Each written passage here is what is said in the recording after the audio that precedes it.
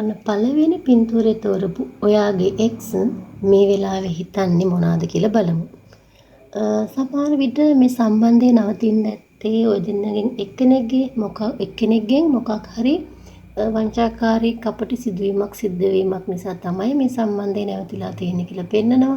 ඒ වගේම කොහොම වුණත් මේ වෙලාවේදීත් ඔයා ගැන එයා එක එක්කෙනාගෙන් අහලා ඔයාගේ තොරතුරු හොයනවා, ඔයාගේ ඒ සෝෂල් මීඩියාස් චෙක් කරනවා කියලා තමයි පෙන්වන්නේ. ඔයා ගැන තාමත් හොයමින් ඉන්නවා එයා. හරිද? ඔන්න දෙවෙනි කාඩ් එක තෝරපු ඔයාටයි මේ රීඩින් එක.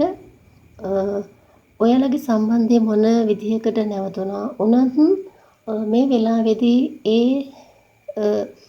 සිද්ධ වෙච්ච දෙයින් ඔයාගේ එක්ස් ඒ වේදනාවෙන් තාමත් ගැලවෙන්න බැරුව ඉන්නවා කියලා පෙන්වනවා.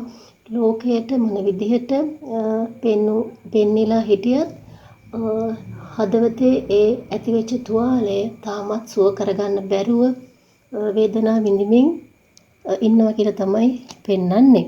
ඒ වගේම ඔන්න තුන්වෙනි කාඩ් එක තෝරපු ඔයාට ඔයාගේ එක්ස් මොනවද හිතන්නේ?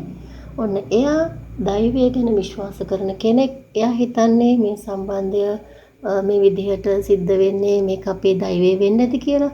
අපි එකතු වෙන්න තිබුණා නම් එකතු වෙනවා. නමුත් මේක දෛවය වෙන්නේ නැති කියලා හිතලා හිත හදාගන්න තමයි එයා උත්සාහ කරන්නේ.